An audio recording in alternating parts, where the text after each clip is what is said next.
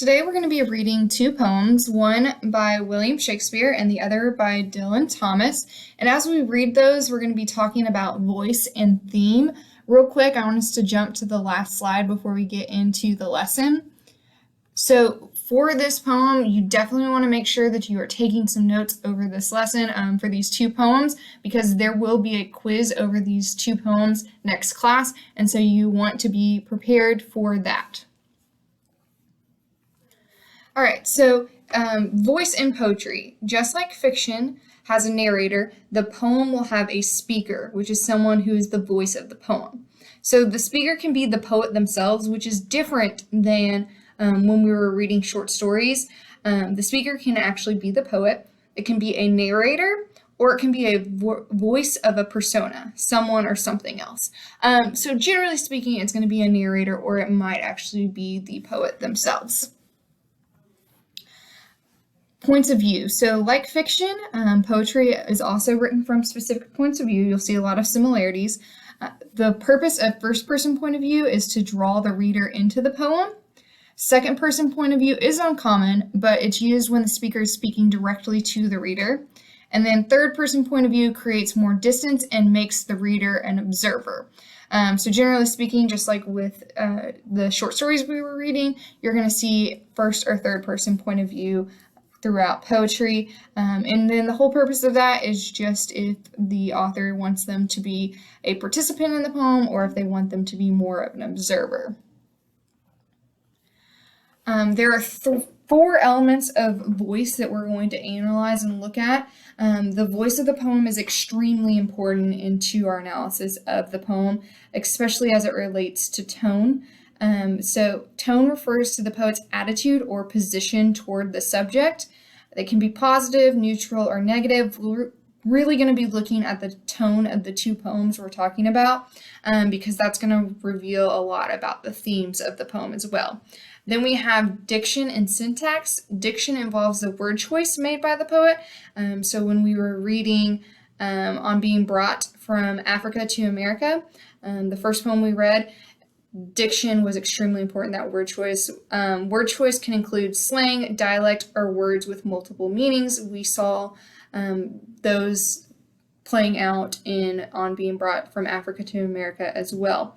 So syntax works with diction. It's the order or pattern in which the poet places the words in the lines. So a poet is going to be really intentional about placing words in the order they do in their lines in order to achieve different purposes. Sometimes it's just to achieve rhyme scheme, but oftentimes the order of the words really will reveal more about the poem. And then lastly is the audience. So some poems were written for specific intended audiences. So when Shakespeare was writing, he was writing for English royalty a lot, and so they were often the intended audience. Sometimes they would commission him to write poems for somebody else. And then you'll see that the poem we read by Dylan Thomas has a very specific audience and an intended audience, but sometimes the audience will have the poem will have a specific and intended audience, and then sometimes it will be broader and just be readers in general. So whenever we look at theme in poetry, we use the strategies that we used with looking at theme in short stories. That's really important, and we're going to talk about different things and strategies for that. So theme is not simply a work's subject or topic. It is what the poem expresses about its topic. So the theme will not simply be love or loss or oppression or death. It's going to be what life lesson do we learn about that. And we're going to see that the poems we read are going to have very similar topics. They're going to have almost the same topic, but the themes are going to be different because of the author's tone. A single theme may be expressed in several different ways. That's important to keep in mind. And then a poem may also have more than one theme, just as it is with short stories. So some more things about how the poet reveals the theme. Sometimes the poet's going to explicitly state the theme, such as a statement that might clarify why the author chooses a particular mode of presentation or how the poem fits into the author's own patterns of thinking and growing. but more often than not, you're going to have to analyze the poet's use of poetic devices in order to determine the poem's theme. You're going to have to look at their tone, their attitude, the figurative language that they use in order to uncover that theme. So with poetry, we have to read between the lines a lot in order to analyze the poems and analyze the theme. Our first poem is going to be by a poet named Dylan Thomas. He wrote from 1914 to 1953. He was a Welsh poet who is famous for his acutely lyrical and emotional poetry. You'll see that this poem we were reading by him is very, very emotionally strong. He avoided becoming involved in literary groups and movements of the time. He can be seen as a romanticist because of his emphasis on imagination, emotion, intuition, spontaneity, and organic form.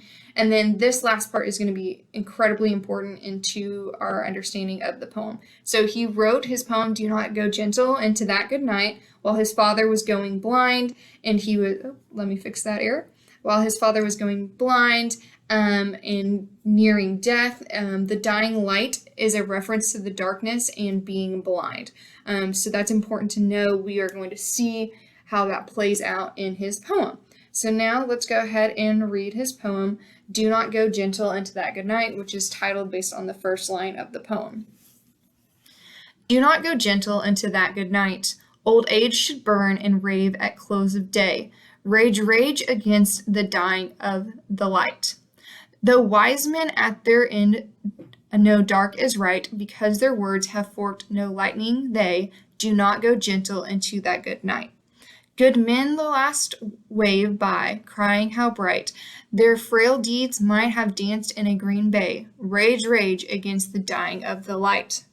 Wild men who caught and sang the sun in flight, and learned too late they grieve it on its way, do not go gentle into that good night. Grave men near death who see the blinding sight, blind eyes could blaze like meteors and be gay. Rage, rage against the dying of the light. And you, my father, there on the sad height, curse, bless me now with your fierce tears, I pray. Do not go gentle into that good night. Rage, rage against the dying of the light. So this poem is composed of 6 stanzas. The first 5 are all 3 lines. And then the last one is a 4-line stanza. And you will notice that the poet does follow a particular rhyme scheme throughout the poem, as you can see. Take some time to go ahead and analyze that rhyme scheme, label it. So this poem was written for a very specific audience. And so it's very important to keep that in mind. And we see that in the last stanza right here where Dylan Thomas says, and you, my father, there on that sad height. Okay, so he is specifically writing this to his father. But we as readers in general get to learn some cool lessons from this poem and can get some cool takeaways from it as well. So he's specifically writing it to his father as he's going blind. And so that means that the auditor, that's an important word, write that down. The auditor of the poem, the person who is listening and hearing it, is Thomas's father. So he's writing this to his father, and he is encouraging him, though he is going blind, to not give up, to still fight it, to still pursue, to not go easily into this blindness, and then furthermore, to not go easily into death. And so right here, we need to know that good night is not actually just a night. A good night is referring to death, that final night, that final dying breath. And so he is writing to this his father with passion to not easily go into death, to not easily take on this blindness, though it's inevitable, but to fight against it and still to fight and pursue life. So it's full of passion, it's full of anger, and he's in denial about his father's condition. He's in denial about the fact that his father will be nearing death.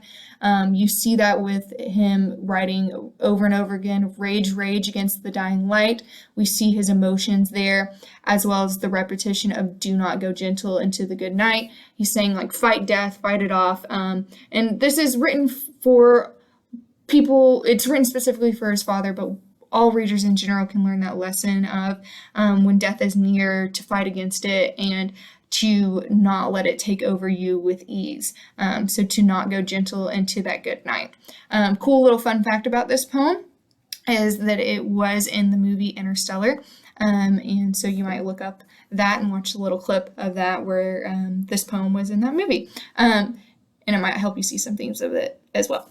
But make sure that you take some time to analyze the different things that the author's doing in this poem. Look for some figurative language.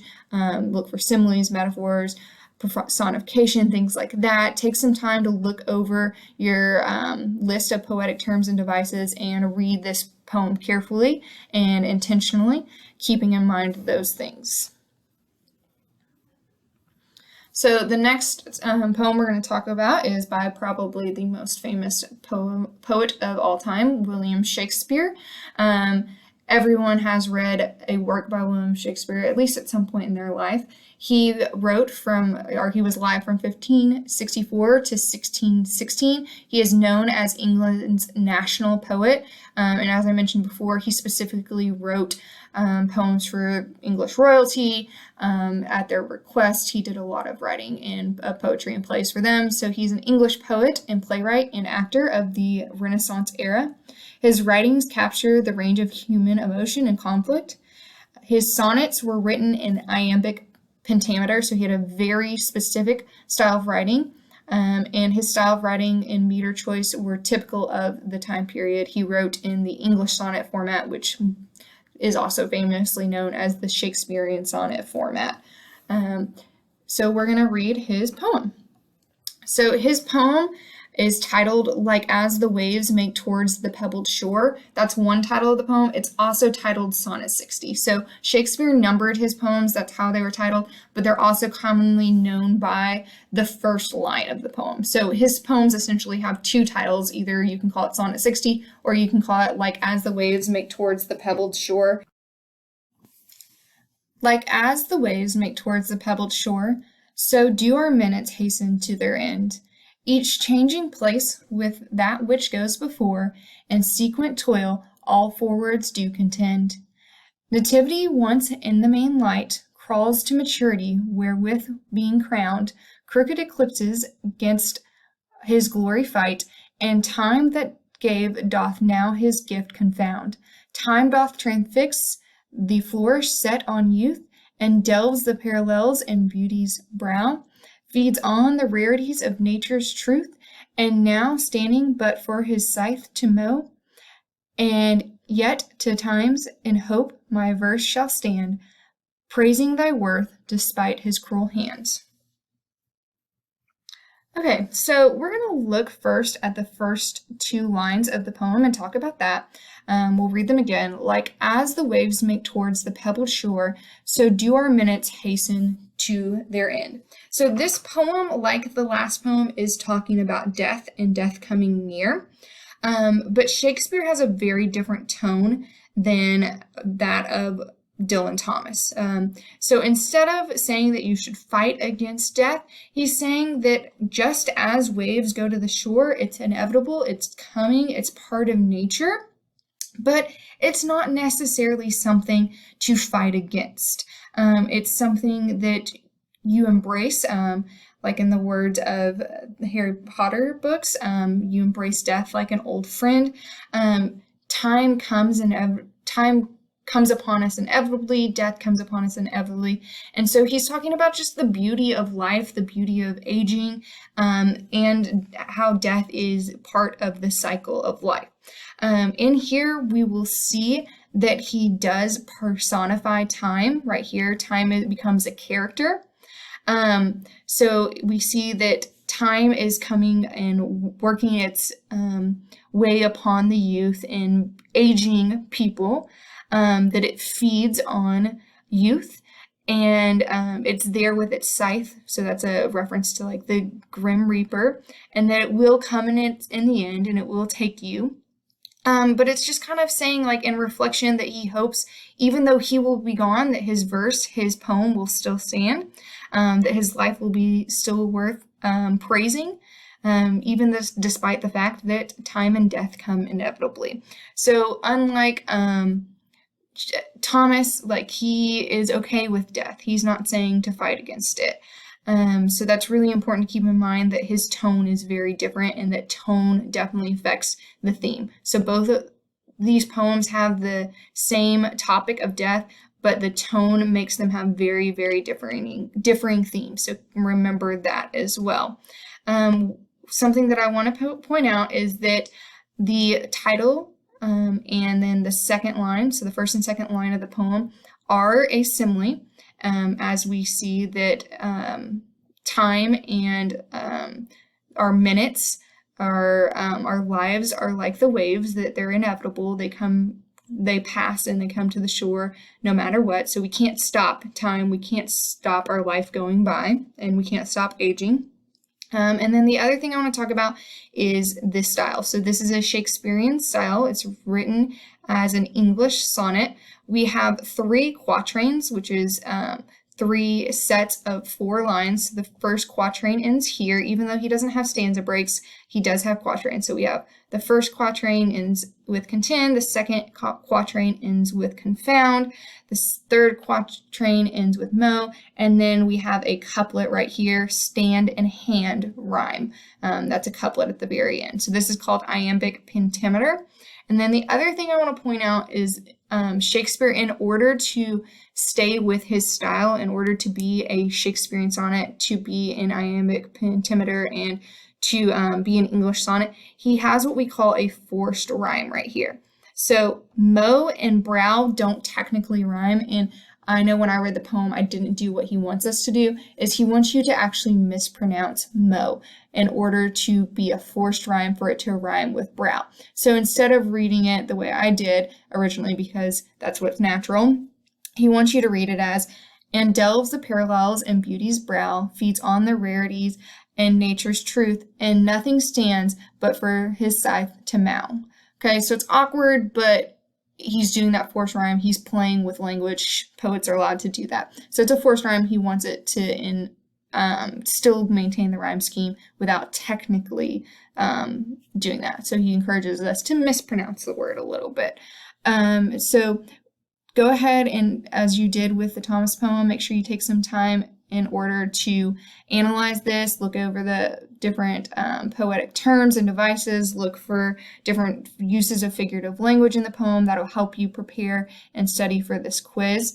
The last thing that you can do in order to study for the quiz is really think about these questions. The questions are all about voice and theme, and I want you to really think about the tone and the voice of the 2 poems and how they differ, and then think about the themes of the 2 poems and how they differ. Like I said, the themes, they have the same topic, death, but death is not the theme, because they have very different tones. They have very different themes. So take some time to really think through, answer these questions. That'll help you prepare for the quiz as well. So make sure that you're doing all of that. You're taking notes on this video, but also taking some time to analyze the poems on your own in more depth in order to prepare for the quiz on it. Best of luck, and I hope you enjoyed reading these 2 poems, as they are both by incredible poets.